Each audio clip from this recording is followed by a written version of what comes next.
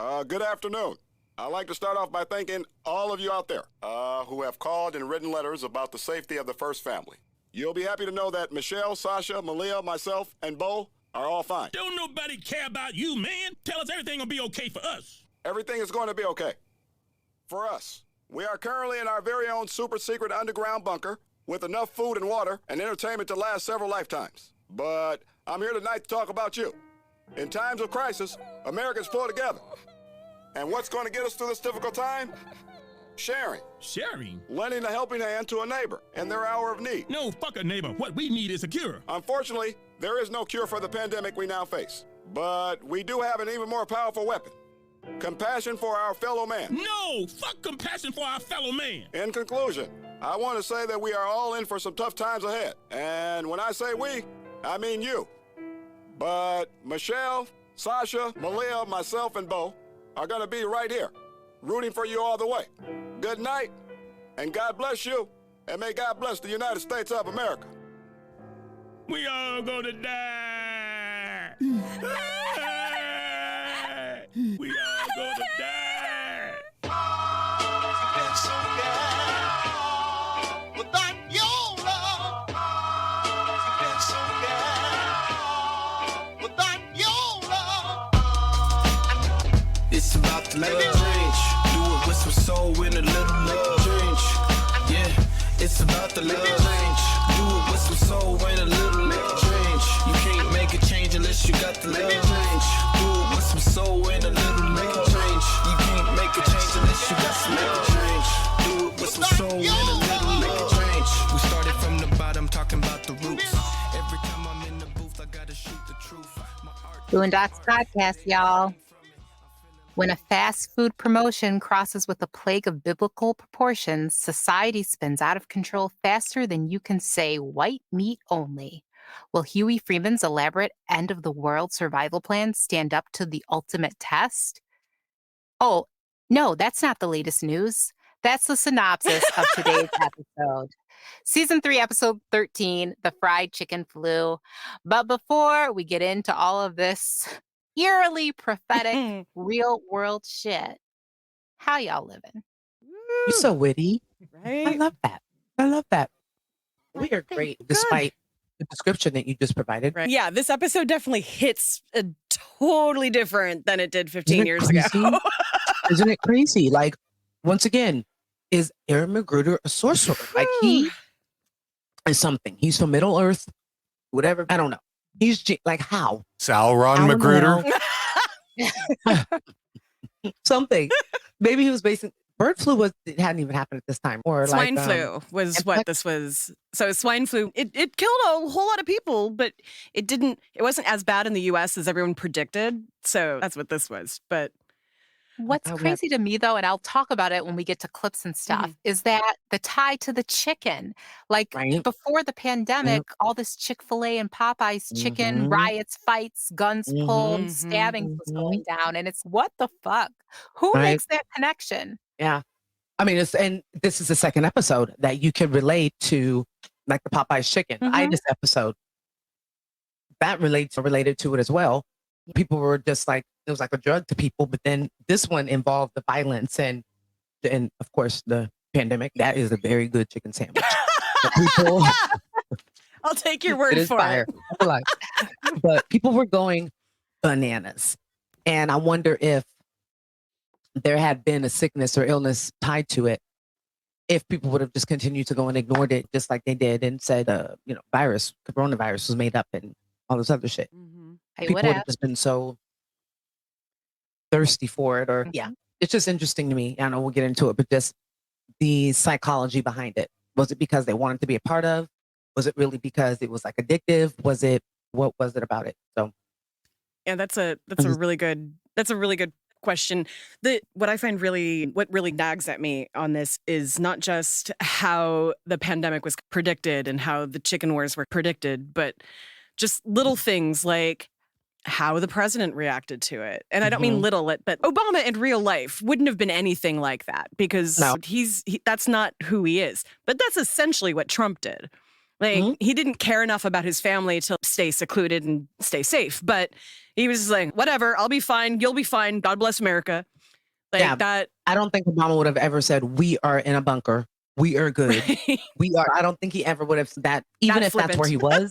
Right. I don't think he would have said, he would have kept the airs on. He has a much slicker tongue than that. So I think he would have spun the words a little bit. Like you said, Trump was very braggadocious about what he wasn't going to do. And then when he did get it, let's go ahead and drink bleach. And then all the other crazy shit he was saying, but, which was only offered to a few privileged people. Yeah. I was telling Dean that I didn't even write down a whole lot of, like, usually I have 5 million things written down in the margins of everything, but it was just, every time I watched this episode, it was just, okay, that came true. That's really close to what happened in real life when that happened. Oh, yeah. And then that, and it's over and over and over again, all the way down to like the neighborhood militia coming because you're hoarding goods. Like, come on. Led Who by the predicted oldest that? parent ever. That you're hoarding fucking toilet paper. We should start the episode because I feel like we're just all getting our talking points. But no, there will be a lot more of that, I'm sure, yes. But how are you guys really, though? I feel I don't talk to anybody outside of you guys anymore, it feels like, so. I've been really busy. Well, hubby was sick, so. Right. And he's doing better now, yeah? And I was like, great, after I've slept with you every night. Mm-hmm. So I keep trying to tell myself my throat was itchy today, but I'd also done 5 hours of talking. And I had to tell myself, you do not have it. You do not have strep throat. You're good. But he's much better now. He went back to work. Good. That was his keys that you heard. He was picking up his keys to leave. No, so yeah, he went back to work. Boys are well. They're very excited about the short week that they have, and then they begin Thanksgiving break. Have they I can't believe gotten their vaccines yet? Deuce already, they're 12, 13-year-old. Mm-hmm. He would look at me so crazy if you heard me say 12. He's already been fully vaccinated. Awesome. Jackson just got, he got the ability to. So our insurance and Sutter and his doctor, they'll send out a notification when he can come in.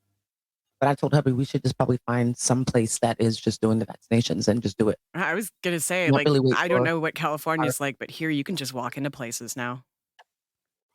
Yeah, because we had ours through, so hubby's school, the charter school system actually referred us to where we were able to go. Mm-hmm. And it was the pharmacy school that's out here. That's where a lot of people was, the Northridge Pharmacy School or something like that. But I don't know if they're doing it there because I don't know if people are just being a little bit more cautious because of the age group. And so at least here in California, maybe I think they're saying go towards your regular healthcare provider. That makes sense. So that may be it, but Jackson is ready. Okay. He's not excited about the needles, but I need to be vaxxed. It's so funny that he says that he's not vaccinated. That's the one thing that I am seeing everywhere is just this like overwhelm of kids who are like, this shit is scary, but I'm going to do it. Like, and little kids, like kindergartners who are like, I'm brave enough to get my vaccine. I'm like, shit. They're sponges. And like, they're even more, I think every generation says the one after you and your children are so much more smarter, but with technology, they are. Mm-hmm. And they're a lot more astute.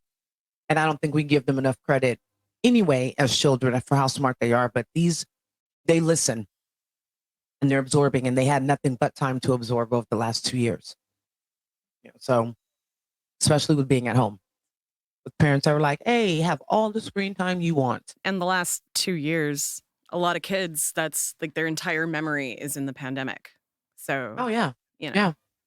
No, for sure. I definitely agree. And being that I'm aware of that, that's why I made sure to talk about it more with the kids and make sure that they weren't getting any residual effects or anything that was detrimental to their development. And once we saw that within Jackson, once his boy was like, I'm doing work, but he was not, he'd have you Not Alone or whatever game he was playing at that time or whatever, Roblox, up on the other screen. And he was just not caring anymore. We were like, nope, you need to go back. That's when we made the decision for him to go back hybrid. Those 2 days a week, 4 hours, great. That's exactly what he needed. And being back full time this year, he's doing great. So there are some kids came out of the pandemic like much more willing to, and let me just preface what I'm saying with every teacher I know is like ready to walk out the door. Like they're almost every, I should say. And the ones who aren't still have some faith in the system, and I'm very proud of them for that.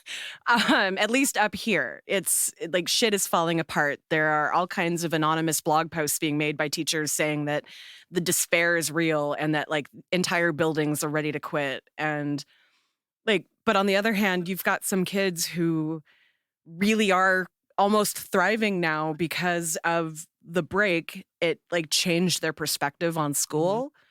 So it's such a hard balance. To make them appreciate it, you know? Yeah.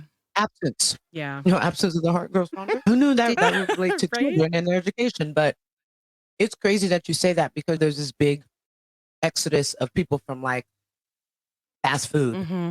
and service jobs like call centers and things like that. Like there are people who are like, I'm offering $25 an hour for what should be a $15 an hour job. I think that's also what you're seeing in education, which I Yeah. think is going to cause a change and a much necessary change. Our system is very I hope so. antiquated. Our system is not designed to value anything that traditionally is a woman's thing. And like teaching, like the amount of money that I made as a teacher was was shameful, honestly. Like But that's what I'm saying. Like and you guys should be I was high you guys are paid. unsung heroes. You guys are helping people, helping children in their most developmental, influential time in their life. Mm-hmm. So you guys get great benefits and things like that. Like I rented a car today because hubby's a teacher, and I was like, ooh, we are never renting through my little point system ever again. So there's some great things that happen, but it should allow for the educators to get that same satisfaction and quality out of their life and that change that they want to make. It shouldn't be so many obstacles and things that are allowing that dissension Mm-hmm. between an educator that's passionate and then one who ends up going, I'm just going to do this until I have tenure. Yep. You know, so it's interesting that you said that because I was thinking earlier, like, is education the next big exodus that we're going to see? And this is going to be a time, I think, in history that it's going to define us and really allow people to, I think, change their pursuit of careers. Yeah. I think people are going to be more focused on doing what they're passionate about more than what provides a false livelihood that you're not really happy in anyway. Yeah, there's been a lot of news articles, and I don't. It's not just like one spot, but like teachers literally walking out in the middle of class over all kinds of things. I know in the Seattle school district, I know more than I do anywhere else, obviously, but it's so bad here. The Especially Friday, when these kids are huge too. right? Huge. So the Friday after Veterans Day, when the calendar for the school district was first put out back at the end of last year, had it as a 4-day weekend. And then they changed it so that Friday was an in-school day. Well, a lot of teachers had made plans for that. And also, fuck you and come back for one day. What the hell am I going to do? So a lot of teachers put in for subs. Problem is, Seattle School District has very few subs because they refuse to pay a substitute teacher above $25 an hour, no matter how qualified or like how many years or what. Like that's the top pay for a sub in Seattle. And I'm sorry, I wouldn't babysit for $25. I would not babysit a single child for $25 an hour right now, let alone teach a class. So when there were over 600 teachers in the school district that took a single day off, the district just decided to call the school day and at first tried to say, we'll make up for it in June with one of our snow days. And then when the teachers were like, bitch, this isn't our fault that this happened. You're the ones not doing what you need to do. The district decide to walk back their having an extra day, but they decided to throw it all on teachers and say that it basically infer that it was a sick out, which it absolutely was not. Of course, that's the easier way. So, And you have parents upset with turn them, the parents upset. Exactly. let them know that they have Lunchables, at least the ones that can do this. And they have Disney Plus and everything else. They'll be all right for 8 hours. Right? You have to be at work. Being a wife of an educator, I see it. But I never was the type of parent that was like, oh, teachers, because teachers are teachers, not their parents. Right.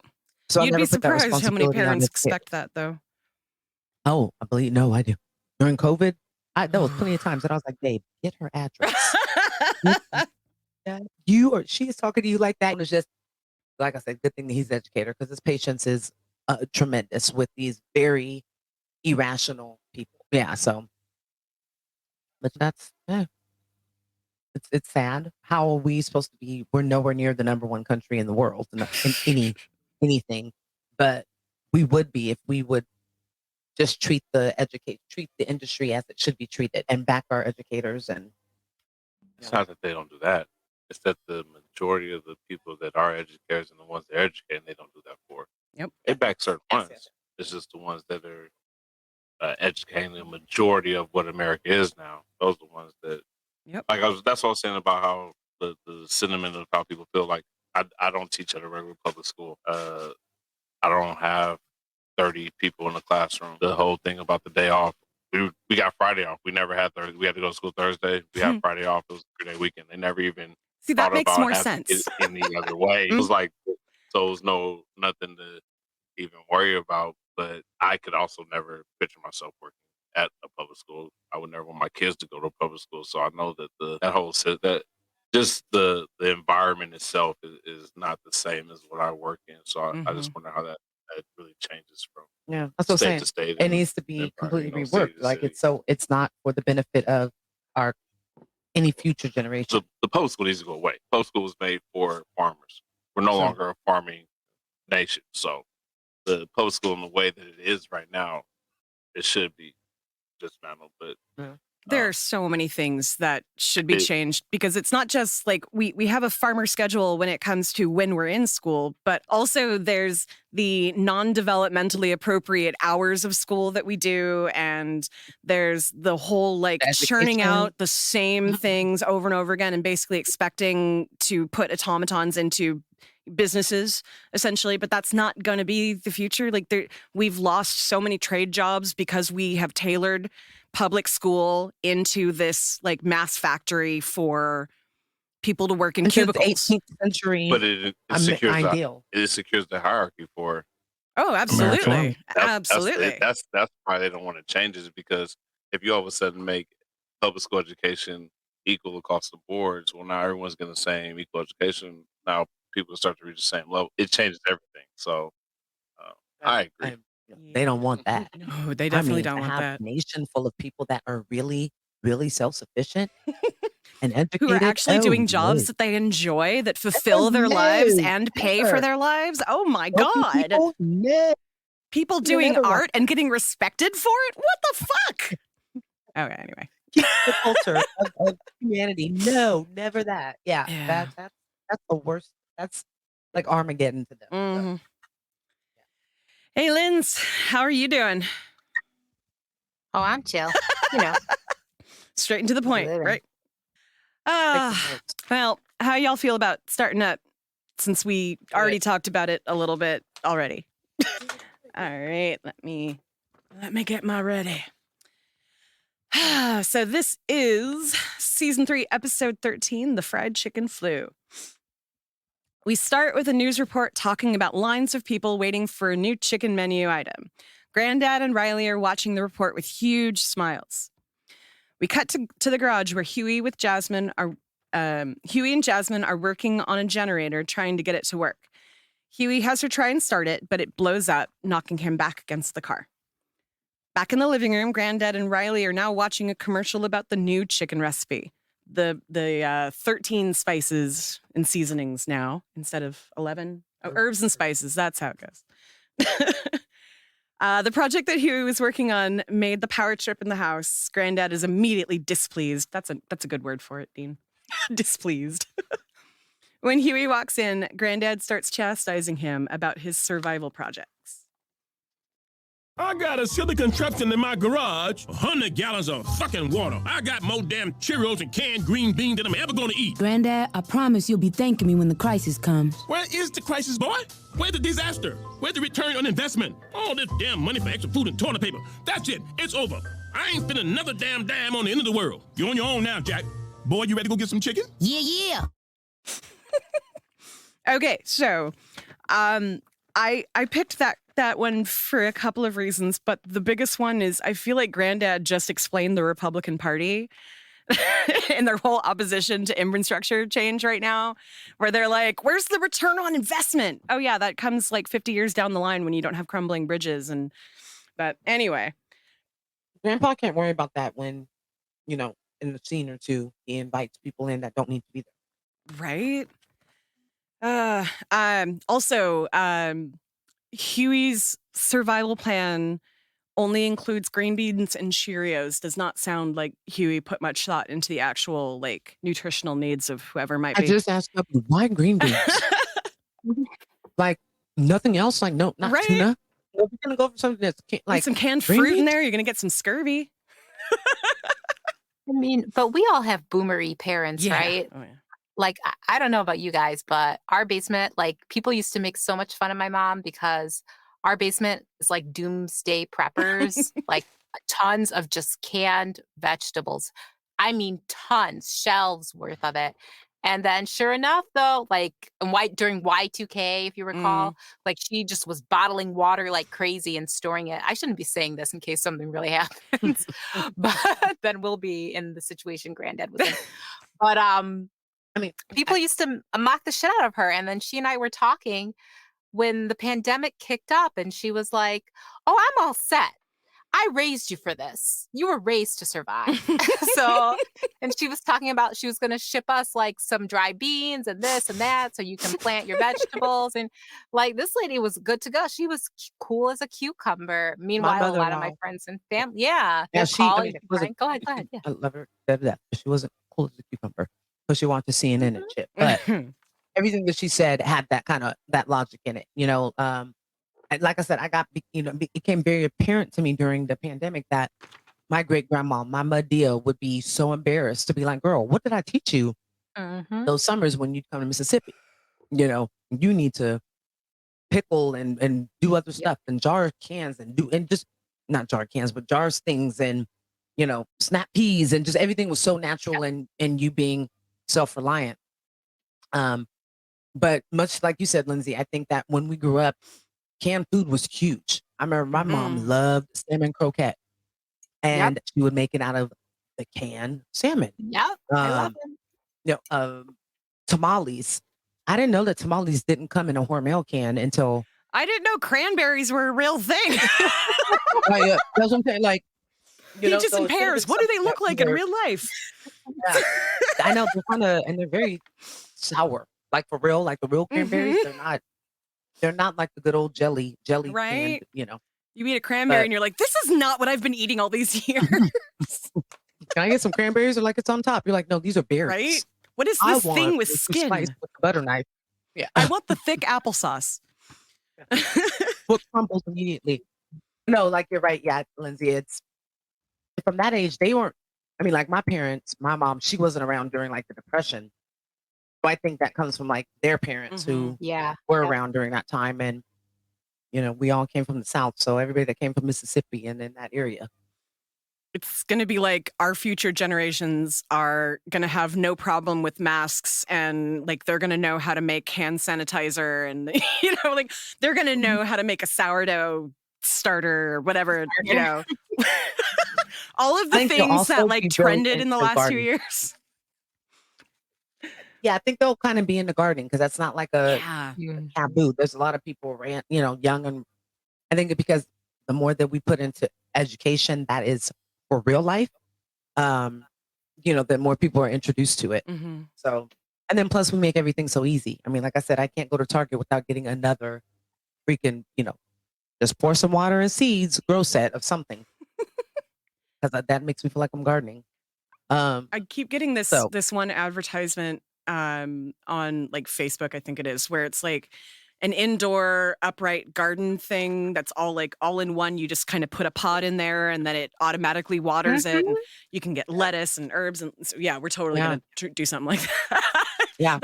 That is so me friendly when it comes to gardening. Let's make it easy, but allow people to get that connection of, you know, back with earth. I know I'm not very good at it, but I want to. I'm not a very good plant keeper at all. Yeah, me neither. But I've never kept anything alive. Well, I've kept pets alive, barely. I barely keep myself alive. Dean keeps me alive. Thanks, Dean.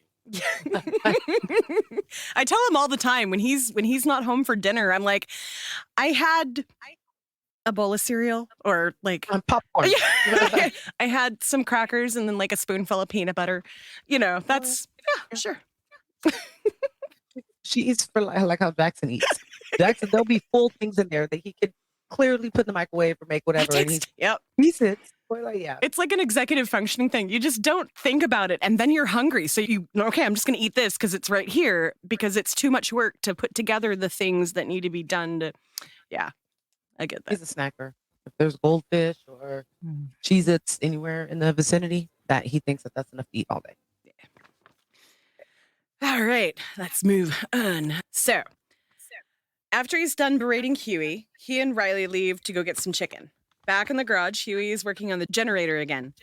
Jasmine asks Huey why he's doing all of this. So how bad is it going to be when the end of the world comes? I don't know, but I got it all worked out so the three of us can survive in this house as long as possible. 3? Me, Riley, and Granddad. What about everyone else? I can't save everyone else. If I tried, I'd just end up saving nobody. What about me?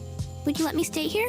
You know, if things got bad. The plan is for 3 people, a 4th person, and we could run out of food or water. But I'm your friend. Can't you make a plan for 4 people? I guess. I feel much better about that now. You know, Huey, everybody says you're a loony person, but I think one day you're going to be smarter than everybody. Oh, Jasmine. Cutest scene ever. It's so cute because you're like, okay, Huey actually values her as a friend, obviously, because he is willing to completely change something that he has been planning for a really long time for her. And even he's probably, I feel like he's a little surprised that he's, oh, no, yeah. I think this is the first time it really shows that she probably has a little puppy love, little crush, and that he's aware of that, and maybe she's not too bad. She all right. Right. It was very cute. Well, even Dean do you think, what was it? You said something about. My theory was that Huey is such a logical thinker and long-term thinker that he's thinking, yeah, I guess we'll need to have a woman in case we need to repopulate. I don't think that he has that kind of a brain yet. That's pretty much going, that's where he is like his now. version, He has plans to break people out of prison. Yes. I see that. Fully detailed plan for that. Has a full detailed plans for he will live to be an adult, basically. Like he does all of this with the expectation that he's gonna not come back sometimes, or he'll get arrested. But I mean, he's a long-term thinker, especially with this. He's got bindered in his jacket called with the title called "I Told You So." That was the best thing about the whole episode. That was so great. I do love though that Jasmine was basically like, people think you're crazy, but I think you're smarter than everybody. And that really, Jasmine is the only one who sees Huey for who he really is. That sees that he is brilliant and probably the only one actually able to think about what's going to happen in the future. And so. Her mom wants us to, and her dad's delusional. So. I thought that was interesting too, though, because just like I just said about our parents, like when this pandemic kicked off, how many people for years and years and years clowned on my mom for her basement stocking, but she's just sitting pretty. She don't give a fuck. She don't give a fuck. She's like, I don't need to leave this house, whatever, and has her little spare freezer down there and everything. It's always, at least I know when the pandemic started, I have friends in China. So I kind of had some heads up like, yo, it's some crazy shit going down over here. I don't give a fuck. One of my girlfriends said, you need to wear a mask when you're out in public. I put that fucking mask on. People on the BART used to look at me like, what the fuck? Like, why is this girl here wearing this mask? But then as the weeks carried on, you started to see, honestly, at first, other Asian people wearing masks. And then everybody on those fucking trains was wearing masks until they told us, take your ass home and sit down. Like, girl, we wore masks and gloves. Do you imagine how people were looking at us like, what the fuck is wrong with them? But we wore them, was like, say something. Yeah. I'm going to be okay. So I'm right there with you. Like, I listened. Maybe it's our misconception. Maybe they were looking like, should I be wearing a mask and gloves? I don't know. But people are going to look at you crazy when you're kind of, thinking for yourself and ahead of the curve. Yeah. Just saying. Absolutely. He knew what he was talking about, though. He didn't know that it was coming so quickly. Right. He knew what he was talking about. I mean, a generator, I was like, how many people were wishing that they had a generator because we just didn't know? Well, and with everything that happened in Texas last winter, where the whole fucking grid went down. Yeah. And California, that happens to y'all all the time. You have rolling brownouts and shit. Yep. Yeah, and that's political. But but if you had a generator, you could theoretically get through that without a problem. But Yeah, and fires, like the more Right. fires that start, they're finding that good old PG&E is usually the culprit. right. You know, it sounds Yeah, like I saw the thing you know, our about the electric- campfire about the cause of that being equipment that they just never replaced for like 40 years, causing sparks. Yeah. Like you can't fuck. build something 75 years ago and then build a new community and be like, it's cool. Oh, don't worry It about was good all for the me. metal That's cool. things that are holding all the things together. They will last forever. Yeah, it's not the same technology, you guys, and you have to know that. You guys are worth billions. Right? Get your asses out there and fix it. It's just another corporation that doesn't give a shit about anything but the bottom line when it comes to money.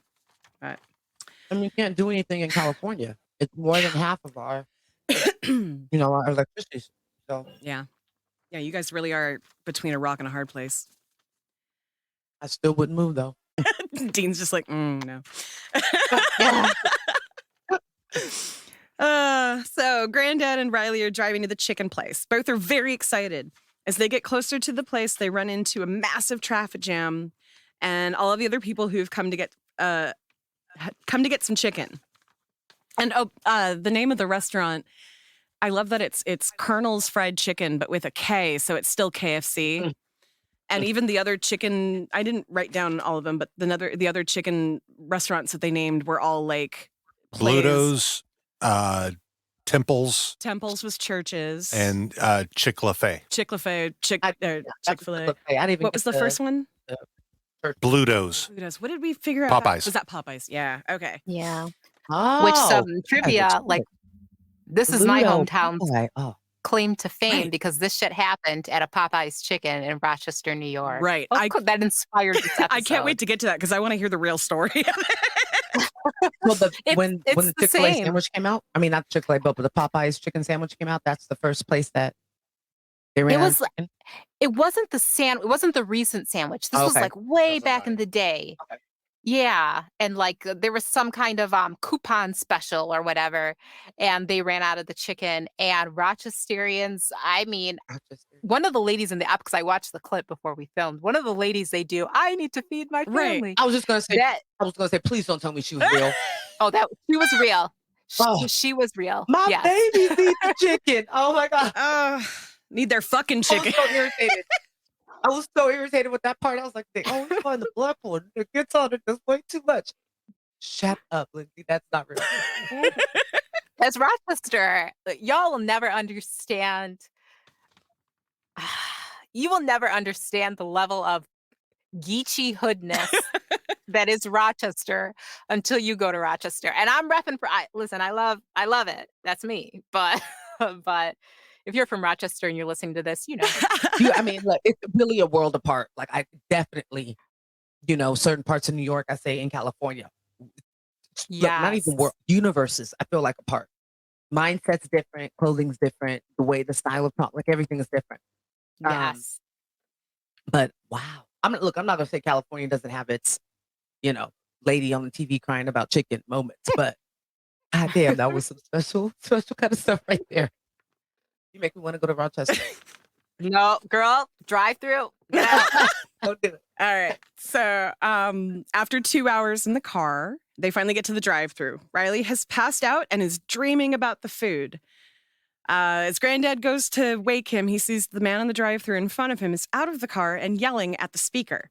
He gets out of the car to see what's going on. The customer says the restaurant is out of chicken. Robert and Riley are very upset about this. As are all the customers who've been waiting in line. One customer gets so angry that he drives his car into the restaurant. The mob then moves in to attack. So, did the driving into the restaurant, did that happen? I don't think so. I think all that happened real world is that like a kind of riot sort of situation broke out. I don't think they drove a car through and all that shit. But I don't remember. I was in Korea, I think, at this time. I was gonna say if it was, he didn't just want chicken. That man had something else going on. So like that is the most counterproductive thing ever to get yourself some chicken. I'm curious about one thing because I actually found when I was kind of looking stuff up, I found that there were two different chicken incidences. There were multiple. That there was the Popeyes one, and then there was a KFC thing that had to do with Oprah Winfrey. So maybe that was how it became such a big in this episode that it was those two things together made it as big as it was. What was Oprah's thing when she recommended something? I or? think that was, I didn't write down exactly what it was, that it was some promotion that Oprah was doing with Kentucky Fried Chicken. She offered a coupon on her website, and then they ran too out. many people cashed it in. Yeah. I mean, so you didn't just only have Black people who probably weren't Oprah fans, but just like chicken. And then you had all of the Oprah fans. Then you had all the Karens and everybody else that were like, "Ooh, I never went to that KFC. Let's go." Right.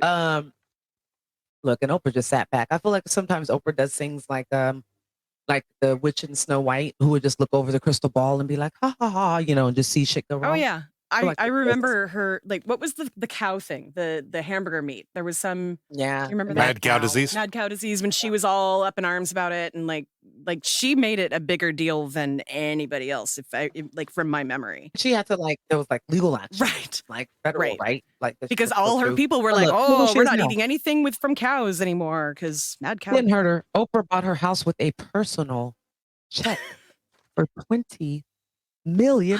So it hurt her. Not bad. Look, may not be a fan, but I can't write a check for. We just put $5,000 down, and it was like every cent that we could cash out. And that hurt. It hurts so much. Oh God, yeah. 20 million. Can you imagine going? No. I got it. I'll take it. It's What good. even is It 20 does million? right. That does not compute to my head.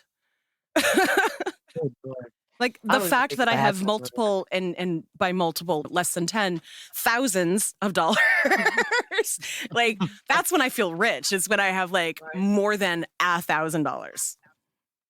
See why people always say they borrow money and be like, "I'll give it back to you at tax time." That is one of the most common times that I think any American average gets a good check, or a check that they see multiple zeros after their name. Yeah. Yeah.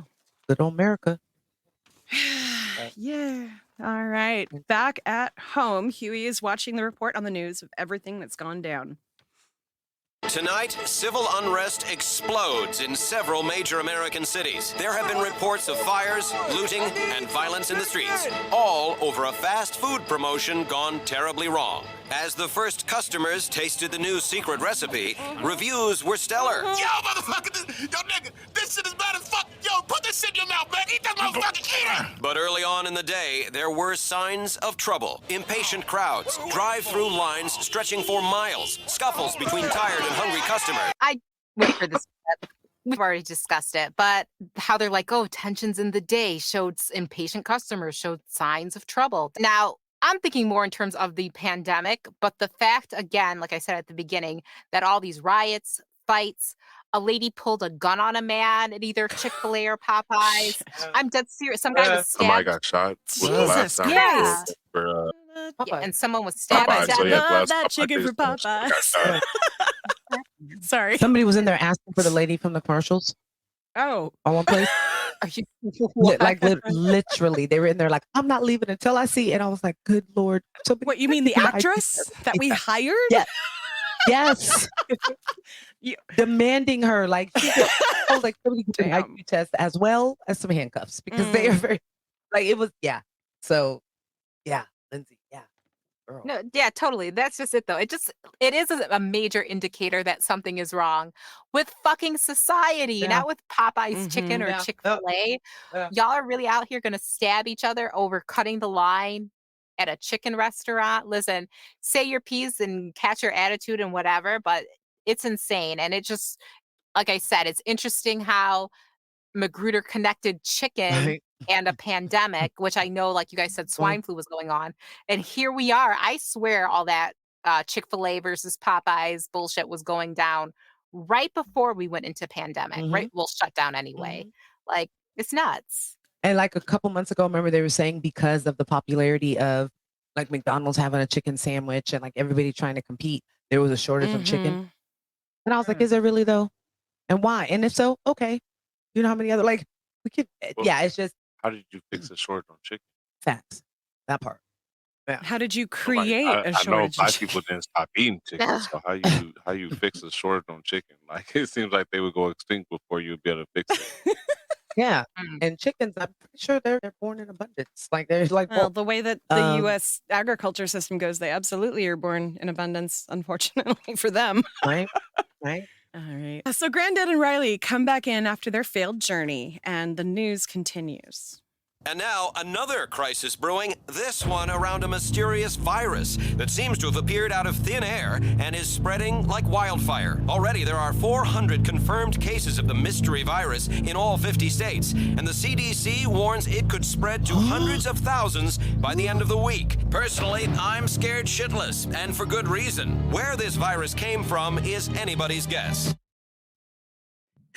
Okay. So, first time rewatching this episode today, I was like, oh, fuck. Oh, fuck. Oh, fuck. Right at that part. Because it was so completely like anyone who was paying attention saw the pandemic coming. At least like in my classroom, we watched a kid-friendly news show every day, and we knew that this was coming. Like they talked about the Wuhan virus in like October, earlier than that, maybe. And, we all saw it coming, although nobody quite knew what to expect because our example of a pandemic is basically what Magruder is making fun of here. There was such a panic over the swine flu and the bird flu and whatever that by the time we actually got to the one that is now going to probably kill 1 billion people before the end, it was just... That's why so many people did not believe it until it got bad. And we never lived through it. It goes down in history. Right. I don't think people knew about the Spanish flu. You know what I'm saying? Like the last time we had a really big pandemic. And every pandemic, every quote unquote pandemic that we've had in the last 50 years has been here and then gone. Mm-hmm. Mm-hmm. Right. Yeah. So when everything shut down, reasonably, we were all like, oh, this will be like the worst that it will be. This will be like, we'll shut down for a couple weeks and everything will be fine. And it's just like the flu. Okay. After hearing about the news report, Huey immediately suspects that the chicken is the cause of this pandemic. There's a knock at the front door. It is Tom and Jasmine. Huey, you've got Jasmine terrified about all of this end of the world stuff. Tell him, Huey. Tell him the end is coming. Look, if you guys want to play your little make-believe survival games, that's fine. But sweetie, I promise you, the world is not going to end. Please, Daddy, it's not safe. Honey, I have to pick up your mother. Stay as long as you want. Have fun. Call me when you want to come home. No! He made his choice. You in or out? So I picked this one because it's going to tie back into some of the stuff Tiara was just saying. But when it comes to conspiracy theory, end of the world bullshit, it's all fun and games until it's not. Mm-hmm. And it's all the stuff you were just saying about people saw the pandemic coming. The Obama administration was in the process of preparing the United States of America for a pandemic. And they did a whole handover ceremony for the Trump administration, and the Trump administration said, "What the fuck is this?" Ignored it and went about their business. I was watching that. Well, it's just like that team, that force or something that was working on it. Like they disbanded and stopped funding. What was the thing about return on investment? It's that thing again where that particular political party, if they don't see immediate results to something, it doesn't matter.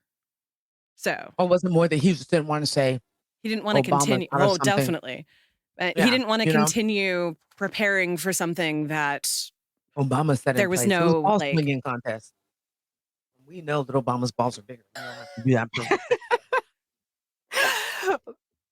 But to keep it going, one day I remember I was in my old apartment, so I know it was pre-pandemic. I was watching Tasha K's channel, and this lady was there going on about a global pandemic, and my husband was, "What the fuck is she talking about?" He hates Tasha K, but he was like, "What the fuck is she talking about?" I love your husband even more.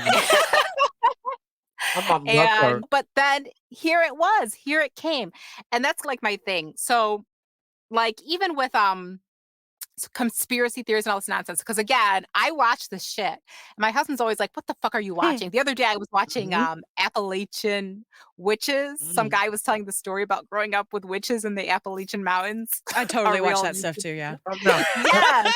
And he was working in the other room, and he came in. I was working too, but he's like, "What the fuck are you watching?" I love that shit. I love it. Me too. But here's the thing, right? So Aristotle, his whole thing with intelligence, and I'm a big fan of this as well, especially when people come at me about spirituality, conspiracy theory, end of world stuff. Aristotle said, listen, a major signifier or whatever indicator of intelligence is, can you entertain an idea, a scenario, a quote unquote reality without accepting it? So when people Mhm. are out here saying this bullshit, like a global pandemic is coming, or Yellowstone National Park is going to explode and put all this ash and destroy humanity, da da da. Like, you don't have to be so quick to say, Lindsay, you're a fucking idiot. My thing is, people Entertain the get these idea. ideas because there's truth in them. Mhm. I think it's messages from the universe. That's just the way that I see it. Like, trying to let us know y'all don't know everything. But like Yeah. you said, if you're willing, Aristotle said, if you're willing to at least understand that that is a concept, then you're better off than pretending that it's not. You know, or convincing yourself that it's not. Hell yeah. And I know we got to move on, but something I've been doing is posting quotes that are ghetto quotes, but then I just put like Confucius, Aristotle, Aristotle. But I try and reword it so it sounds like the one into my profile right now is happy hoes ain't hating and hating hoes ain't happy. That is Hey. what's pinned to my profile right now. But I put like, contented concubine seed contention. Nah, it's happy hoes ain't hating, y'all. I I'm love pretending. that. Oh, that is going on t-shirt. Contented Everything that I hear that's brilliant is on t-shirts. Seed contention. Seed contentions. Contentious. Yeah, I love it. I like Yeah, it. send me Yeah. that. I'm I want definitely- a t-shirt. That's what I'm saying. Like, I may either make a t-shirt or that's about to be like my next tweet, something. So send me that. That's fine. Yes. Where are we now? So an updated report on the news confirms that the virus is from the chicken. Nobody anywhere saw it coming. Oh. It's being called the fried chicken flu. I mean, I already kind of covered it. It's kind of the same as all the stuff we just Mhm. covered. But again, signs are all around you. Animals are leaving Yellowstone National Park. Kim Kardashian is building an underground compound. Chinese people are telling their citizens to stock up on a year worth of food this month that came out. Ugh. So there are signs everywhere, people, okay? And I can sit up here and say this, and someone is listening to this like, oh my God, she's full of shit. I And there's mean, somebody else husband going probably- facts. Right? Fact. I'm definitely the kind of person that's like, I kind of can't wait to move so that I can actually like have a stocked up supply, because we don't have anywhere in this house right now where we can store stuff, but there's actually like space in the new house. Yeah, and nothing may ever happen. I'm not saying y'all need to but do this. shit. I'm earthquakes just- happen just all the saying. time up here anyway. Like Mhm. floods happen all the Things time happen. up here. Fires, Nature is like nature's pissed at us. Right, So nature's like, you know exactly. what? You're not gonna take care of me. I'm not gonna take care of you. it might So not be I- World War III, but something eventually is going to necessitate the need to survive in wherever you live. It may not be toilet paper because you can always get your ass in the shower. But or if you have a bidet, Right. Yeah, which right, the right. new house already has one But well, that's awesome too. downstairs. But yeah, no, but food, having to be able to stock up. I mean, those, extreme couponer shows that used to be on, Mhm. and it was like so, interesting for people, and it was like a new kind of fad and for people to do. I think that was also a precursor, letting people know there's nothing wrong. Well, some of those people, it was something wrong. When you take off, we when your won't kid's talk about the bed is- people we know who do that. Will we, Dean? But no, the ones that would like take off their kids' bed frames, and then their entire bed frames would be of toilet paper or, Oh, deodorant Jesus. or What? olives, and it's like, why? Why do you need a bevy of olives like that? That's like Huey with the green beans and Cheerios. True. Maybe they were on sale. But what's stuck here in California is you can't do that because there's no double coupons and all this other kind of stuff in California. So it was never like they were only in my general area once. And this lady, her thing was, it was so fake. Like they just put that on to make it seem like she could coupon. So that, that show, I think, even though it was, TLC kind of reality show fluff, once again, it was a message. It was letting us know why do you think there's so many preppers? And that's such a big deal. I get an email at least once a week to our junk email about buying what made ready meals. MREs. What they're called. Yeah. Meals ready to eat. There you go. Same thing. Or as That's we what I call said. we called them meals rejected by Ethiopia. Yeah. Yeah. Yeah. That's how bad they were. That's I mean- in the military. And these are supposed to be like a step better. Like there's a lot. If you guys just Google it, there are so many companies. Oh, yeah, Where they're I like, know. use this powdered stuff and then have chicken cacciatore. And it's like, how in the fuck did that turn into chicken? And they're making money because there's so many people that are doing it and into it. I mean, there's whole companies that are building bunkers underneath ground. All these people are expecting, again, they're expecting World War III or The Walking Dead. They're not expecting that they have to fucking stay home. And like that's that was the biggest problem with this. Like the people who were quote unquote prepared were not prepared for what actually happened. They were prepared for some fantasy that they had built up in their head. Like going back to when I mentioned Texas and with the grid going down, like there's a hell of a lot of preppers out there. But a lot of them didn't think about the fact that their power grid is a piece of shit in that state. And there were people who, for some reason, did not have generators. And, these are like prepper people who are like, yeah, I didn't think about that part. Like, really? Because they live in a bubble. Everything works for them in a way. When something works for their agenda, then they're okay. Yes. So these people are the ones that are actually a little more affluent. The ones that, believe in the other side of the government that may or may not be for them. But they, so they have a different existence, and it did not involve anything that is not out of their control. You know what I'm saying? So a zombie apocalypse or anything else is kind of in their control to take care of their family. Right. Grid going down, no. So they didn't prepare for that. And they're just sad that they they didn't have anything that they could shoot at. That's what they were hoping for. That's definitely another part of it. I bet you there is a huge contingent of people in this world that is upset that they didn't get to kill somebody in the apocalypse. Oh, yeah. In one way or another. Yet, right? They were waiting for a purge. I'm not kill anybody, but at least be like, get out, or else, like. Yeah. He's joking, of course. Of course. He's not like some of those people that were like, no, really, no, for real. I couldn't go out and just pick people off, right? Get points, Yeah. But like you said, unfortunately, that's kind of where it's going. If people civil keep war believing happens, all this alternative, and it's only getting stronger. I mean, they literally. What was it, yesterday or today, the Republicans in Wyoming sanctioned fucking Liz Cheney, not because she did anything wrong, but because she voted for Biden's bill thing. So they're like, you're not a Republican. She is one of the most right-leaning conservative voting, votes with Trump 90% of the time. But because she voted for this thing.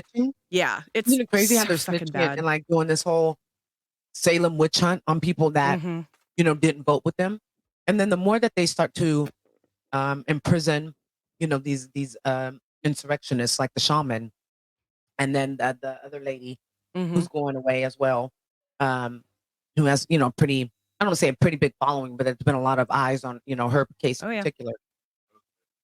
The real estate agent, who said, well, I'm not going away because I'm blonde and blue-eyed and pretty. I don't know about the pretty, but okay. And they played that in court and said, now you're going away.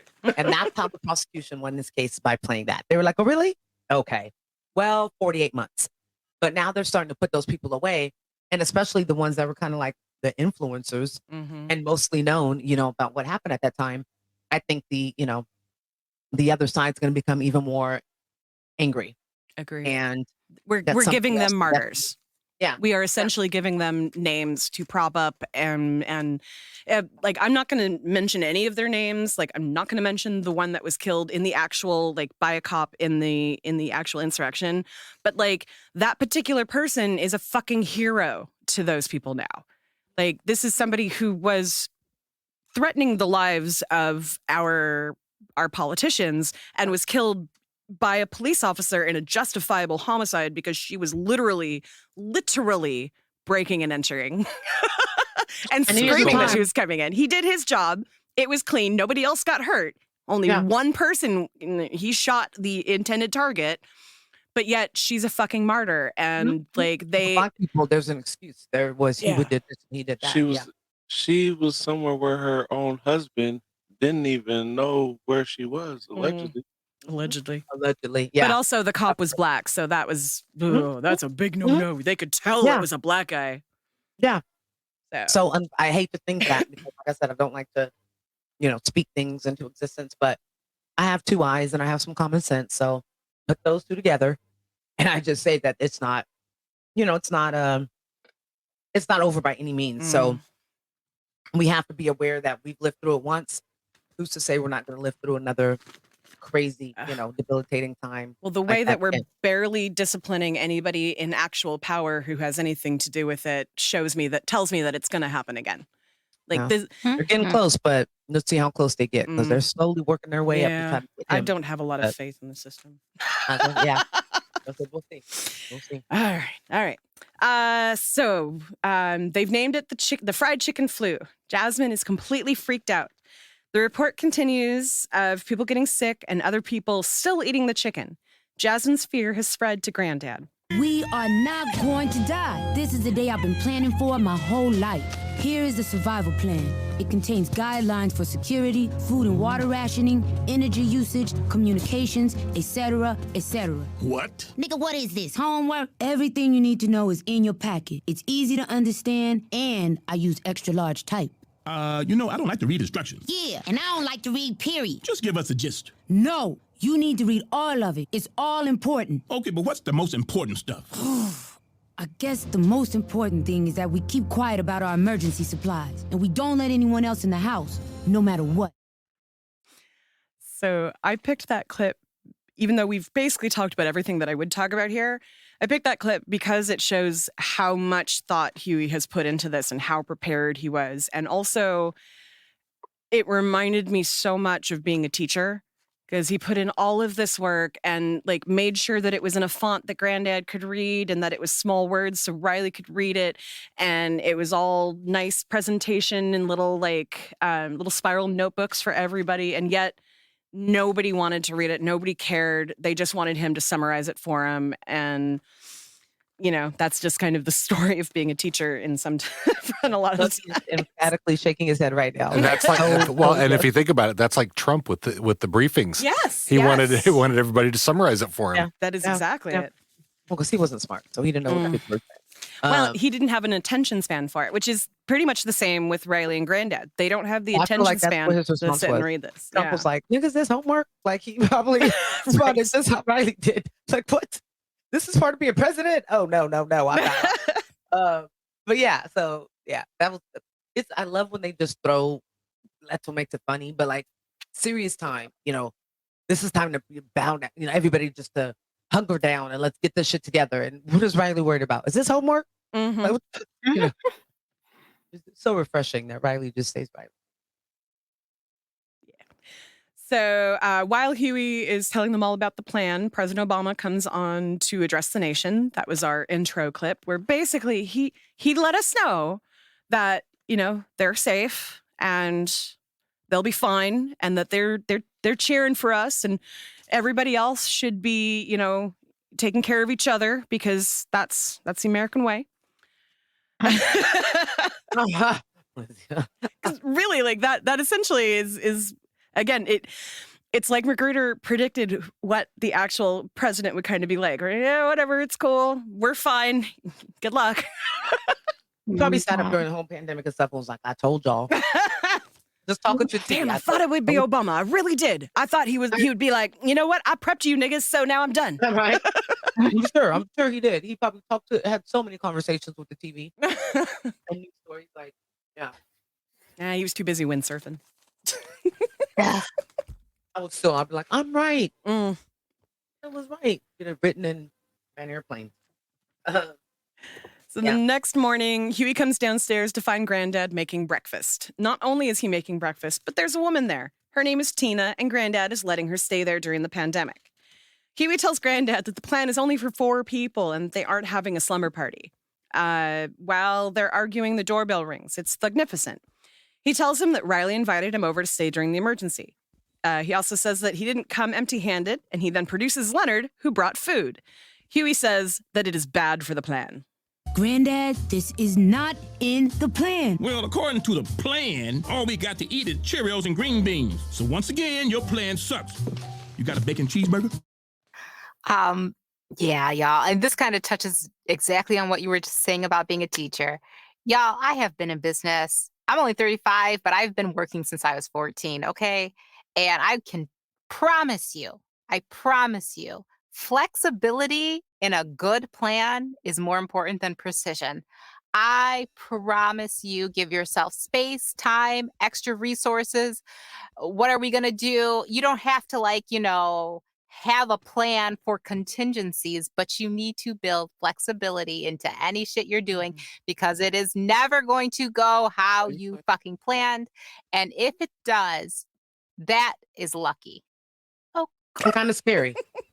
Facts, though. We should quote Yeah. every fire fact that Lindsay does. Hell yeah. Put that on t-shirts. But no, that is nothing more than the truth. It really is. I'm not related to weddings. Everything goes wrong in a wedding. But you're still married at the end of the day. You know what I'm saying? People are still talking about how, oh, I'm happy that such and such, they found their person that they love or whatever. It doesn't matter.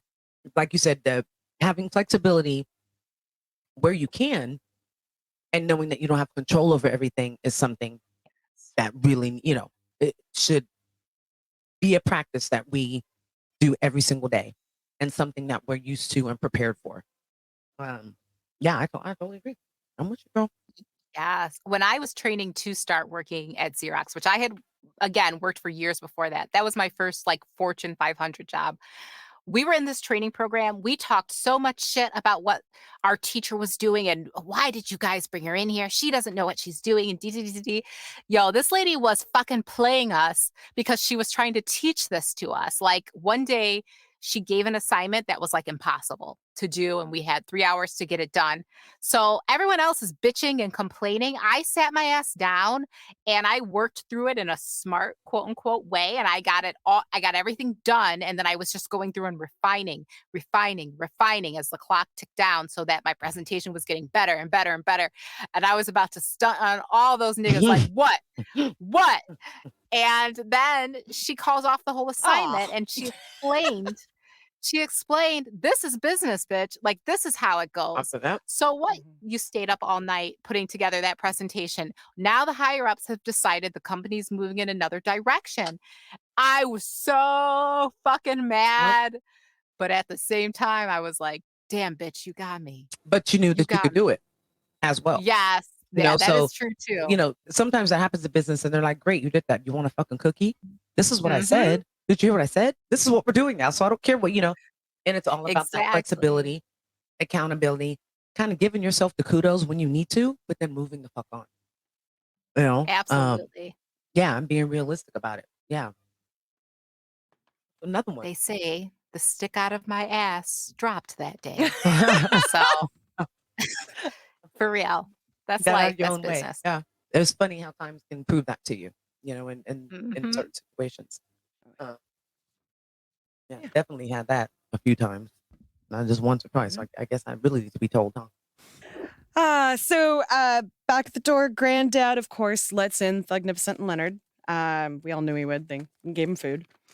Then there was another breaking news story. This time it's the projection of casualties by state. Thugnificent and Riley have thoughts. Damn, everybody's catching this shit, man. That must be some good-ass chicken. The real tragedy is that we may never, ever get to eat fried chicken again. The real tragedy.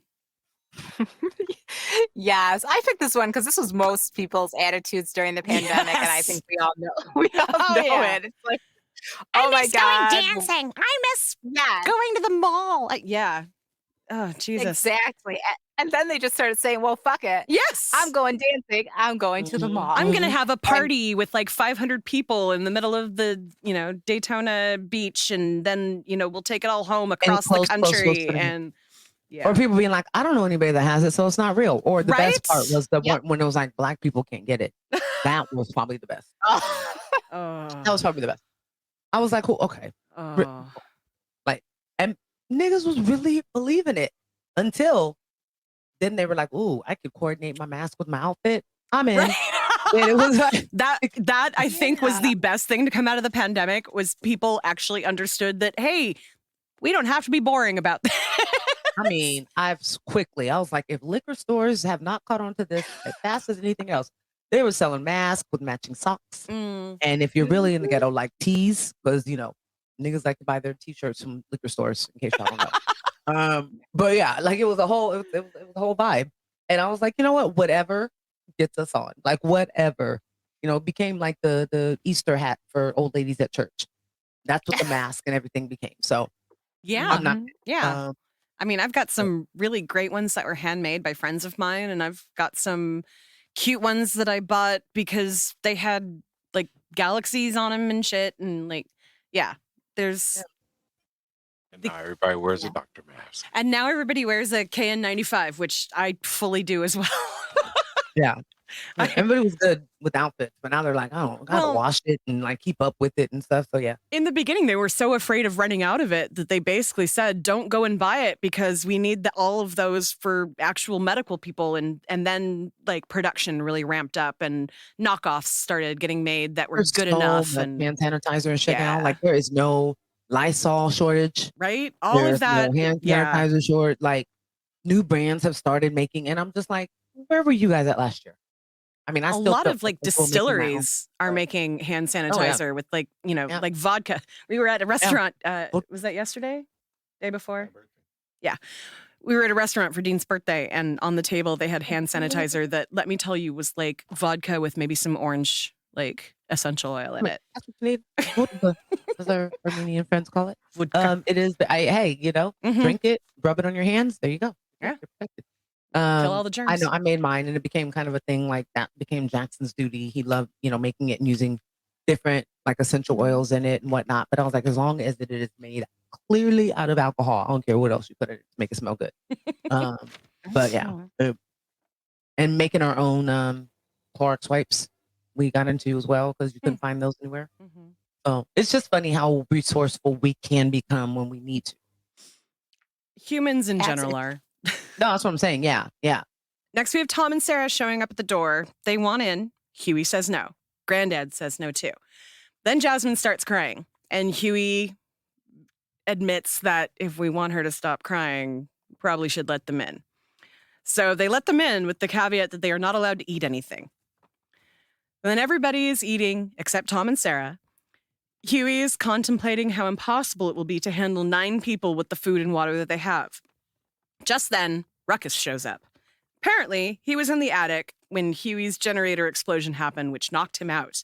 He just woke up. They immediately kick him out of the house.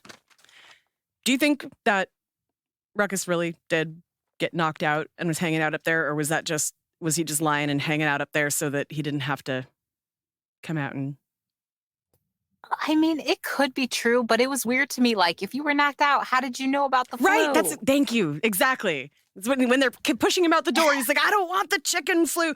How'd you know about that? Right, exactly. Next, we have a montage of news stories about how the pandemic has caused the stock markets to decline, prophetically, especially the Asian stock markets. Governments were collapsing, tsunamis, overwhelmed hospitals, all of those attributed to the pandemic. President Obama makes another address. As he's speaking, the power goes out. Huey goes to the garage to fix the generator. He's frustrated all the work he's done has been for nothing.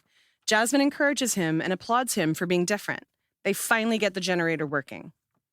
Later, Huey walks into the living room to see a number of unnecessary electronic devices being used. As Huey yells at them to stop using all the power goes out again. Everyone in the house is listless with no power and nothing to do. Thugnificent is the first one to object. As they start to argue, a voice from the outside calls to Robert. It's Betty Von Heusen. Hausen. Once again, voiced by, what's her name? Marion Ross. So that's the mom from Happy Days, right? Oh my gosh, was that her again? Yeah. She stayed in there. Right? Marion, right? Yeah. That was her name. She calls herself the leader of the Woodcrest Fried Chicken Flu Militia. Mr. Freeman, we are not leaving until you allow us in. That bitch must have lost her mind. We gotta do something. What should we do? It's in the plan. Did anyone read the plan? Well, somebody read too mean. People read too mean. I did. Right. Homemade tear gas. Homemade tear gas. That's an idea. Yeah, That's an ideal response. That'll solve our problems. That's an ideal response. That'll solve all our problems. Well, I was doing this and I was doing that. What had happened was, like, you guys, there was a time, because didn't they say a week and a half in, they were bored, and then the whole power went out. Yep. And then, so we don't know, once again, we don't know the amount of time that passes Right. on Boondocks, but you guys had time to read it. Like, even if you hadn't read it beforehand or at the beginning, but y'all still just coming up with tons of excuses. Yeah, unlike the trip that Granddad took that he was only gone for like a day, this one was at least a short period of time, although it doesn't expressly say. Well, Thugnificent says it's been a week and a half or something. Right. At one point, yeah. But that wasn't like over the course of the entire episode. No, it's just This is is one of the only episodes that does not kind of establish how long something is taking. So yeah, we know they've been there for a little bit, but it could have been even longer after that at that point. So anyway, we have kind of a montage of them making the tear gas, and then they all climb up on the roof and throw it at the crowd, causing them to disperse. Jasmine asks Huey how to tell if someone has the fried chicken flu. As he explains the symptoms to Jasmine, we see Tom displaying those symptoms. They put Tom in bed and ask him how he got the flu. He just says, Leonard. Huey goes to the fridge to get the bag of food that Leonard brought. Leonard swears that he didn't feed Tom any chicken, just fries and buffalo wings. As they're talking, Granddad is yelling at Thugnificent for sleeping with Tina. He kicks Leonard, Tina, and Thugnificent all out. Okay. First of all, where did Tina come from? Tina was whoever Granddad, like, she was, do you think she was just a cutie that he picked up and brought home? But that's what I'm saying. Like, needed a cutie pie. There was no story, but like, where did he find her? Like, but she apparently thought it would be fine if probably found her on also- Facebook. Probably. Like, man, it was big back then still. So, but I mean, she was in there just smacking cereal. Like, what did he expect? Like, come on, another one. And he said, I thought she was for the. Basically, he said, I thought she was for the streets. Basically, putting it in 2021. She was here for all of us. Yeah. What he referenced some song too that I can't remember. For the homies or something like that. Yeah. There ain't no fun. He didn't say that, but that pretty much is what he said. Yeah. I mean, yeah. I didn't pick the clip because I had already picked too many. Same. But what tripped me out what tripped me out about this part is like Leonard, bless his heart, yes, is like blamed for the shit. You mean to tell me Tom, the district attorney, becoming a public defender, lawyer, intelligent person, didn't realize he was eating a buffalo chicken wing? It wasn't chicken, it was buffalo. Yeah. Okay. So I'm only gonna say to be fair because there are a lot of people who are how do I say this? Not they don't have as much useless trivia, and sometimes they don't even have useful trivia. And there are a lot of people that found out for the first time that buffalo wings were made out of chicken when Jessica What's Her Bucket said it on the reality show all those years ago. That was tuna, was chicken of the sea. Oh, chicken of the sea. No, there was buffalo wings too. Oh, was it? Yeah. Yeah, she said It was something later. She buffalo was like, well, they went to Buffalo. They did something. Yeah. Like Nick, like husband, hubby calls him Nick Latchkey. What do you call him? He knows his name. But and I was like, babe, you know it's Nick Lachey. Yeah. Anyway. It's Lachey. There's no L-A-C-H-E-Y. There's no. Oh my God, stop it. Go ahead, Linz. Yeah, they went. I am and did big something. on personal Go ahead. responsibility. And it's like, I'm thinking from Tom's perspective, you took your ass down to the fridge. Mm-hmm. You opened up this bag of fast food. You took out what looked like a chicken wing, and you ate it. And it tasted like chicken. Yes, right. And he knows. But it's Leonard's buffalo wings fault are chicken. for Yeah. being stupid. Leonard's so sweet. He's He's like Lenny from freaking Mice and Men. Like he's absolutely Lenny.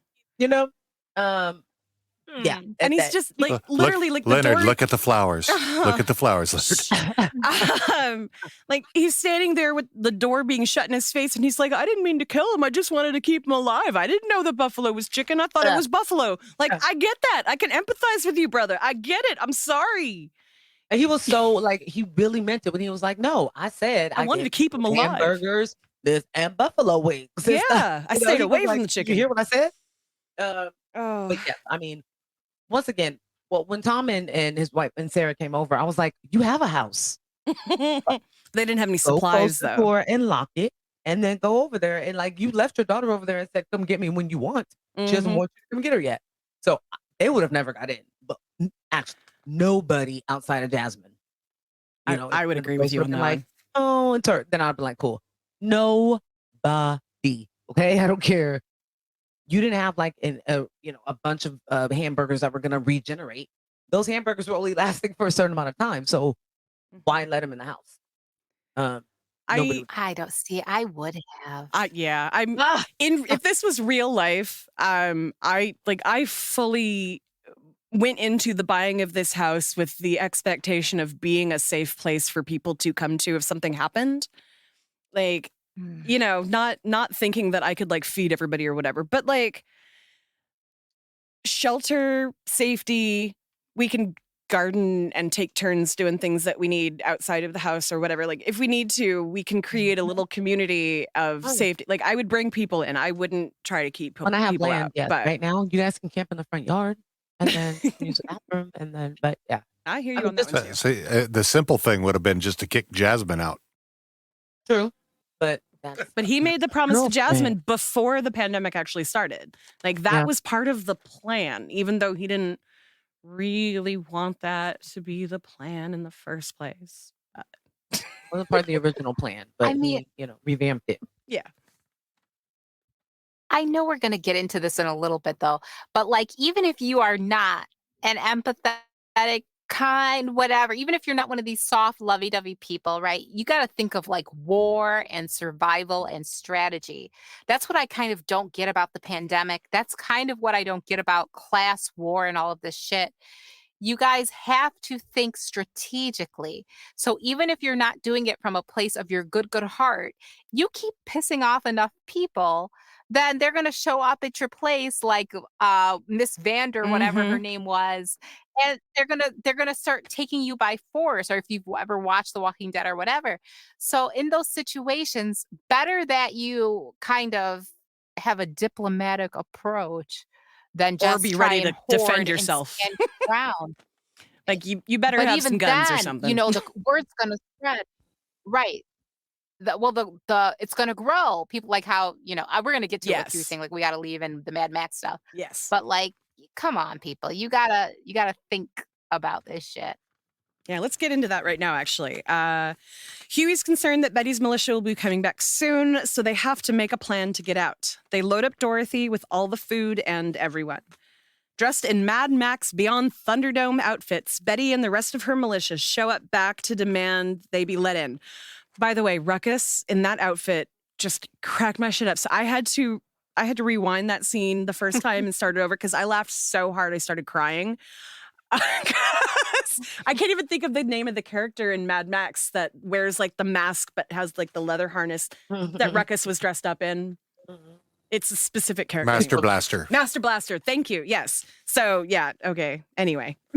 Just a fair weather person. Like you went there first and was like, I won't say any of the shit that I normally say. I won't da da da da.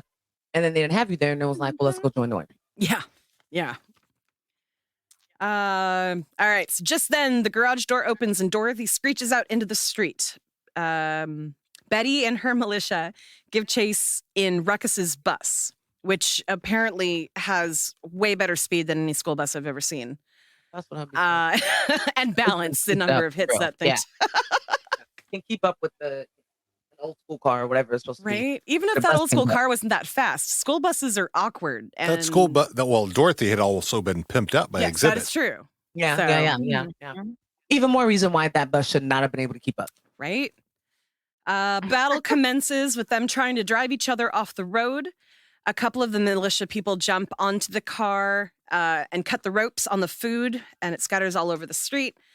Thugnificent joins the fight in his delivery truck, ramming into the bus, causing it to flip over and allowing Robert, the boys, and the Dubois to escape.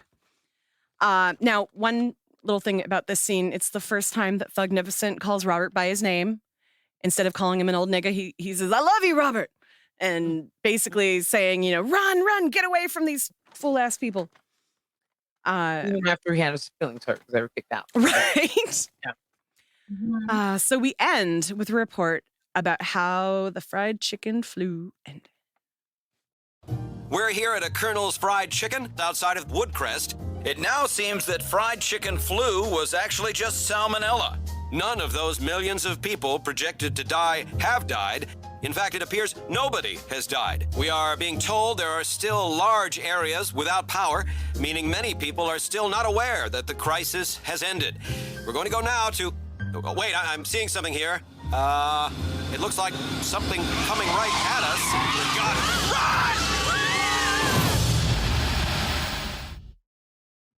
run! It's Dorothy. They crash into the restaurant. They all concussed, order some chicken, and pass out. And that's the end of the episode. What I took from this, yes, why I picked it is because it kind of ends with them doing the same shit you were doing when the whole thing got started. All of this shit happened. Yeah, we learned, okay, it wasn't a real pandemic. It was just salmonella. But it kind of reflects back on that thing about entertaining different possibilities. Like, okay, let's say suddenly they say, oh, COVID's not real. It's just it's just a bad flu. We can cure this or what. You have to kind of live in dual realities, I guess, or consider mentally dual situations and learn from it. That's the whole point in doing that, is to learn fucking something. Meanwhile, here in the real world where we have really faced a pandemic, people are so eager to get back to doing the same shit you were doing before the pandemic, that not only are you reverting back to doing what you were doing, it's like you're going on 10, and we don't have to unpack this box, but like how they say people are going crazy on airplanes because they've been cooped up for so long, they're overdoing it. Or this Astro World concert where people, I guess you're out and you're at a concert and you just fucking rage to the point that you're killing other people. Like you've learned nothing, Jon Snow. Sorry, go ahead. Go ahead. You know nothing. Exactly. Like, and yeah, girl, keep preaching, keep going. Right? Yeah, you were right on that one. All over the place, like serious. It keeps going, and you know, it's the planning and the flexibility and the dual realities and just fucking thinking. That is what it is. And like, learn something. Like if I'm sitting here fantasizing, like my husband, y'all, I be watching tarot videos all day while I work. Like it's just playing. And sometimes I'm listening and sometimes it's just playing. My husband's like, why do you listen to this stuff? It doesn't even relate to you. Like, why, if it's not your story, why are you listening to this stuff? And da da da da da. And I said, I just like to think on the possibilities.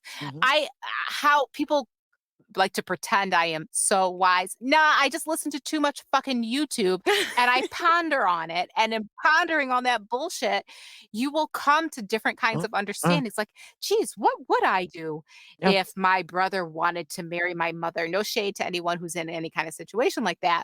But like, you just think, like, what would I do in this situation, in this reality? And you learn from it. Here we are living in this crazy situation and this crazy reality that we have seen in movies like Mad Max and Walking Dead and all other kinds of apocalyptic dramas. Isn't that? Yeah. Yeah. What's the other one? 24 days, 24 28 hours. days You know, later. they're all over the place. Yeah. Yep. Yeah. And you niggas have learned nothing. Really? Nothing. You learned nothing. This wasn't the pandemic that they expected. This was not the end of the world that they wanted. They were ready for like hand-to-hand combat with zombies.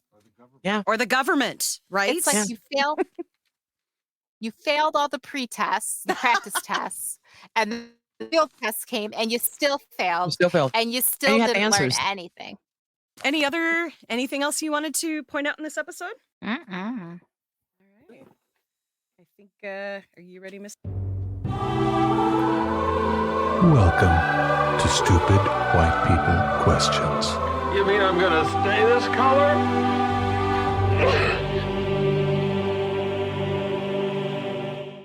How y'all doing? Good. So we did. This was the Duke provided this question for us week before last, but because he was not around last week because he was ill, we are doing it this week. So, and this is something I've heard a number of times, and so from so many well-meaning white folks, aka performative allies.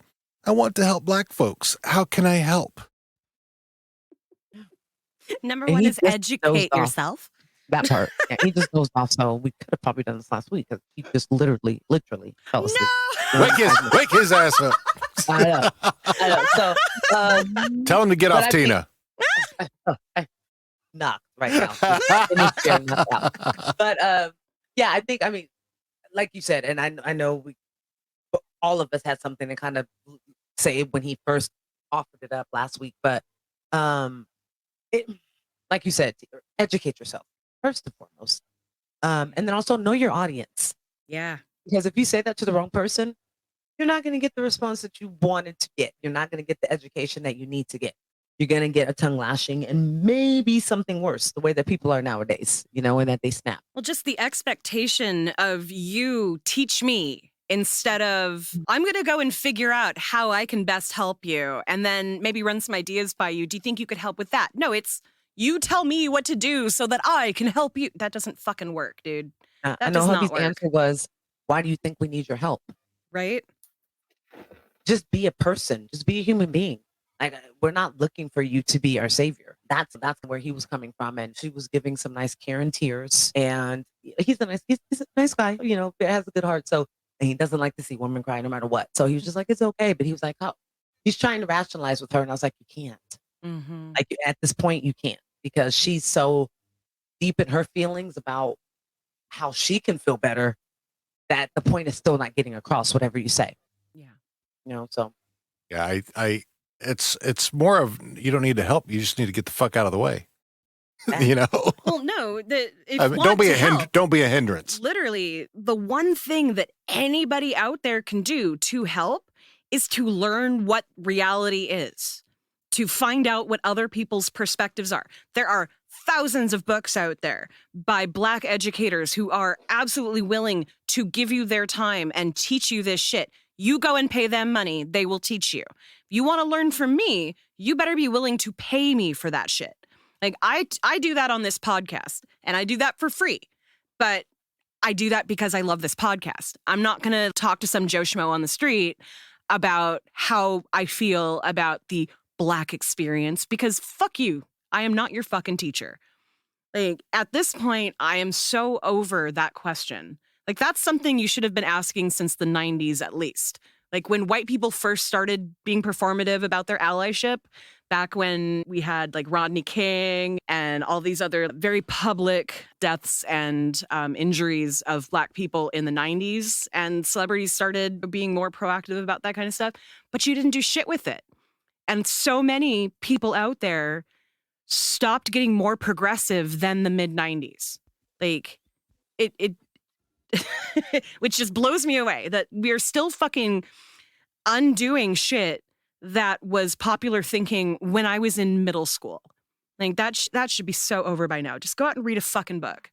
What's amazing though is that there is change, because I don't think that, like, our parents and even before them, they didn't have a lot of change other than the civil rights movement. Right. We saw it. I can definitely tell that there's a change, but once again, it's not my responsibility. I would rather you approach it as, let me get to know you as a person, care for you, and then it's, well, this is just another human being, so I want what's best for you. Mm-hmm. That's what it becomes. It doesn't become like, you're my freaking Wonder Woman. You're gonna just fly in and come to the rescue whenever I need. That's how I want my relationships to be. That's how I want people of other ethnicities to show that they appreciate and understand who I am. Black folks are not your project. No, not Right? at all. No. Or you're But guess I have the counter view, because I think a lot of people live in their bubble to an extreme. Like, I think even people posing that question many times, it's like they are not even fully, for lack of a better word, quote unquote, woke. It's like something happened. So like when the death of George Floyd happened and Black Lives Matter really kind of ramped up in that moment, a lot of people were like, what in the fuck? Oh my God. All this shit you've been telling me for centuries is real. What the fuck? And they may not have even had that deep of clarity achieved or whatever, but it shook them. And so I did it. Like I said, I had white friends reach out and check on me or whatever. Listen, I don't mind you asking me these questions, but granted, like I said, these were friends. So I think, like you guys were just saying earlier, that's the difference. Yeah. Like she had But here's disrespected my her, thing with that, and he had to come to the point where he had to let her oh know yeah, about no, herself. that So that was more apology. Yeah, but I get what you're that saying lady, too. Yeah, because he told us part of that story. Now, to yeah. me, and I know I be throwing the word like narcissists around a lot. That is a woman with narcissistic Mhm. tendencies Yep. who's trying to play superhero and was also trying to play victim. Yeah. All in the Yeah. same conversation, Yeah. from what I Yeah. heard of that Yep. story. Agreed. 1000. She Yeah. just wanted attention. Yeah. But here's what I'm going to tell all of you who are wondering. This is the biggest thing I think you can do. Check your motherfucking relatives and connections Yes. who are saying this racist, sexist, anti-transgender, anti-LGBTQ, IA, all that's not A, but check these motherfuckers. When the opportunity, when you're at Thanksgiving this year and you Yes. guys are breaking the wishbone and your cousin Jerome makes some racist ass joke about Native Americans or whatever, check that fucker. Yeah. That's what I need you to do. You have to do it. Okay? Yeah. Don't invite me over to dinner and have him making some racist jokes and then I'm just sitting there awkwardly. Check And then you that go, motherfucker. that's just If him. it's coming from Right. you, Yeah. And don't say, oh, he's Yeah. old, or that's well, just you know how he is. granddad. Don't make excuses for them. Mhm. Let them know. People are so family is the one like constant that you're gonna get into it with. That some of you're gonna like, some of you're not gonna like. This is why people don't like going to holidays with their families because it's always some shit.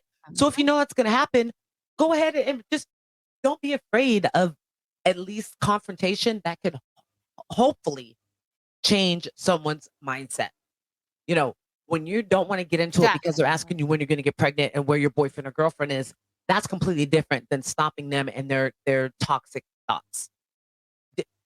Don't be afraid of the confrontation. Totally. Have that confrontation when you're cutting your very bland pumpkin pie or sweet potato pie, neither of which I like, but whatever it is, you know, like, I mean, facts, Lindsay, like you said, be accountable. Like if you don't feel that way, it's your job to educate others that do. It's not my job to educate you. Mhm. So, yeah. I totally agree. And let me give a quick disclaimer now. Y'all don't be going to work and checking your manager about his racist jokes. I Okay? mean, 'Cause check you're your gonna get manager if you're fired. ready to, Now, ready to quit. That's totally, yeah. Like I support you on right. that. Don't be writing Like Lindsay if you got going, I that lost meeting, my job like, because of you. Right. right, exactly. Pick your battles and pick where you battle. That's why I say check your people. Check your motherfuckers at the Thanksgiving table and whatever. Out in public, I understand, y'all. You gotta, whatever, fake the funk, do whatever Right. it is The you're folks doing is so you crazy can get, nowadays, not yes, in other way, but so you can you know, survive. yeah, you're right, absolutely. But your Right. people, you better check those Yeah. motherfuckers. That's why black If you people say want to get your help, people. just say. That's why we say that. That's what that Mhm. statement means. Yeah. Get your folks. We want you to handle that. Because if not, I'm gonna have to and it's gonna be problems. See, we try to be diplomatic. We give you guys opportunities. You guys just don't listen to the slang and the terms that we use. No. You're bad. Mhm. Yep. Yeah. I'm I think being that a little loony. I'm a little loony here. All right. Yeah, I our think episode. that's good for today. Yeah. Oh, Let me start this door. Mhm. Perfect timing before you guys start picking up on that. oh yeah. All right. All of you listeners out there, don't forget we have all of the social media things: Facebook, Twitter, TikTok. We have a Patreon that you can subscribe to. And if you are not a Patreon patron, tonight's episode has been probably about an hour and a half. If you are a Patreon member, we are clocking in right now at about 3 hours and 10 minutes coming up. So lots of content out there Damn. that you are not hearing. Missed out. And not all of it is just bullshitting about reality TV and politics. So Don't have FOMO. Don't be like, I'm missing out. Just go ahead and subscribe. $1. Show us, you know? Throw $1 at us a month and you can listen to our lovely voices as much as you want. Over and over. Instead of listening to your racist uncle at Thanksgiving. Just saying. Right? Right. All right. Or you Oh, can and put us also on for that racist uncle. Let him hear some real talk. You can put us on. That'll help too. before I forget, we should also mention we are going to have a live episode for the season 3 finale. That's going to be the evening of November 30th, so the last day of November. Dean will put all of the information in the show notes, and probably there will be lots of promos and all kinds of shit. But hang out with us for the last episode of this season. It'll be the last episode of the year and the last one for Dean and I before we move out of this house. Of course, Letterkenny will be starting back up. So, we'll be doing that again in January or whatever. But we'll be back in January for season 4, and hopefully we'll have some news about season 5, or if they're calling it that, or if that's going to be the reboot or whatever they're calling it. But really quickly, I just want to say happy birthday to you, to our awesome producer, the handsome man, the one who gets his card. We're gonna, give him his proverbial black card. Thank you, love. Yes, he is out there on the Twitters doing all the fighting that none of us have the energy to fucking do anymore.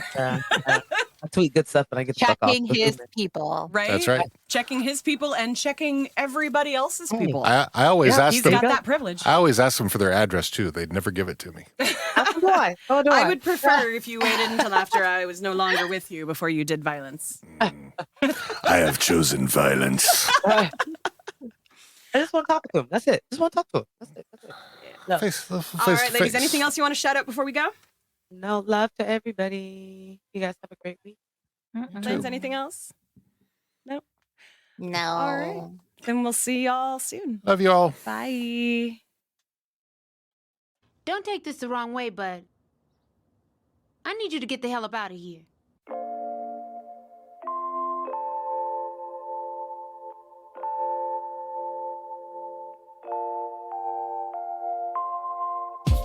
Hey, thanks for joining us again as we make our way through the trials and tribulations of the Freeman family. We hope to see you back again next time for The Color Ruckus. Want to know where to find us on the social medias or where to subscribe to the podcast? Just head right over to www.theboondockspod.com/links. Have a stupid white people question you want to leave us? Email us at host@theboondockspod.com or leave us a voicemail at 760-933-8636. That's 760-we-3-undo. Shout out to the artists who've created our intro and outro tunes. Our intro is #MakeAChange by KIRK.